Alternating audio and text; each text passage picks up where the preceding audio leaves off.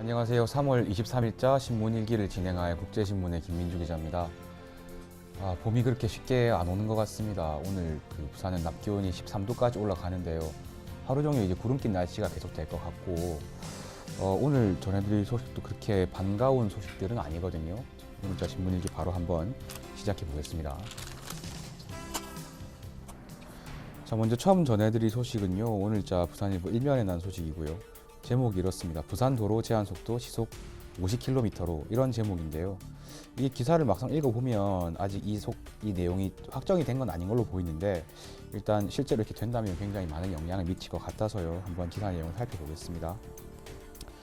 자, 부산 시내 모든 도로의 제한 속도를 시속 50km, 현재는 60이죠. 50km로 낮추는 방안이 추진된다. 동서고가로, 번영로 등 자동차 전용 도로는 제외된다고 합니다. 시는 올해 교통사고 사망자를 2015년 대비 30% 줄이겠다는 목표를 세웠고요. 이준승 시 교통국장은 낮 시간대는 정체로 이 제한 속도까지 달리기 힘든데 야간에 과속으로 인한 사고 위험이 크다, 이렇게 말하면서 시범 운영 이후에 이르면 올해 안에 시내 전역으로 확대하려고 한다, 이렇게 말했다고 합니다.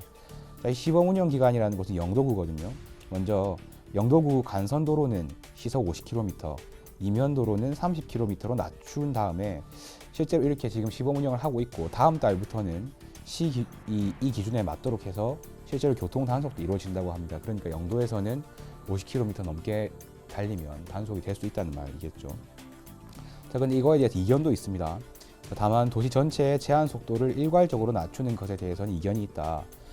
시민 임경국 씨는 이 부작용이 더 많을 수도 있다면서 야간 사고가 걱정이라면 제한 속도를 야간에만 낮추는 것도 한 방법이라고 본다라고 밝혔다. 이렇게 지금 기사가 전해지고 있는데요. 그러니까 실제로 이제 기사 정리해보자면 영도구에서는 시속 50km 시범 운영을 한 게 맞습니다.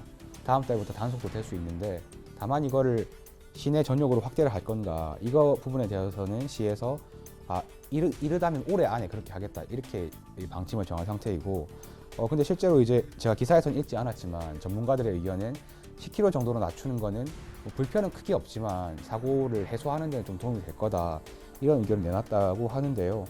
어쨌든 시가 그러니까 시민 안전을 위해서 사고는 줄이고 그 과정에서 차의 속도를 줄이겠다는 건데, 분명히 이제 이 차량의 속도를 줄이면 어떤 식으로든지 간에 불편은 야기가 될 겁니다. 그래서 시가 이제 이 두 개를 어떻게 잘 조율을 하면서 실제로 시민 안전을 높이고 그 과정에서 불편을 줄일 수 있을지, 그걸 한번 잘 지켜볼 필요가 있다고 생각이 됩니다.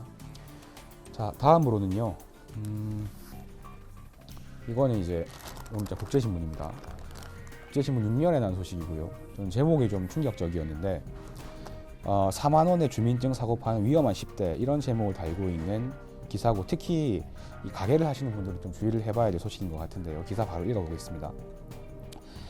미성년자 출입 금지 업소에 드나들거나 술, 담배를 구입하기 위해 훔친 신분증을 사고 팔다가 범죄자가 되는 10대가 늘고 있다고 합니다. 사례로 나온 고등학생 최모 양이 있습니다. 최모 양은 작년 8월에 3만 5천 원을 주고 1살 위 선배한테서 주민등록증을 샀다고 하고요. 이 선배의 친구는 노래방에서 일을 하는데, 노래방에서 일하는 선배의 지인은 손님이 두고 간 지갑에서 신분증을 빼고 자신이 이용하거나 아니면 다른 사람에게 팔았다라고 합니다. 또 다른 사례로는 이모군이 등장하는데요. 이모군은 신분증을 판매한다고 SNS에 글을 올리고 연락을 해오는 사람들에게 장당 5천 원에서 7만 원의 돈을 받고 팔았다고 합니다. 그리고 또 경찰은 곧 성인이 되는 졸업생이 후배에게 훔친 주민등록증을 넘겨서 대물림하는, 그러니까 물려주는 거죠. 자기한테 주민증이 나오니까.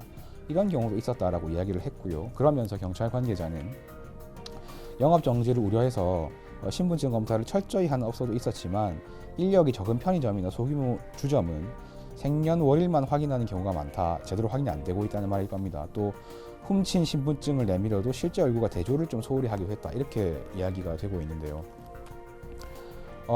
그러니까 10대들이 술, 담배를 사거나 실제로 술집에 출입을 하기 위해서 신분증을 훔치고 사거나 팔고 이걸 이용해서 이제 드나든다, 이런 건데, 이게 좀 실제로 이제 10대들이 이런 행동을 하는 거지만 결론적으로 이 기사에서 나왔던 것처럼 책임은 보통 성인인 업주가 지게 됩니다. 얘들 미성년자니까요. 그래서 영업 정지, 그러니까 만약에 이 10대가 고의적으로 신분증을 가지고 속였다라는 게 입증이 되더라도 적어도 6일 정도 영업정지를 받을 수 있고요.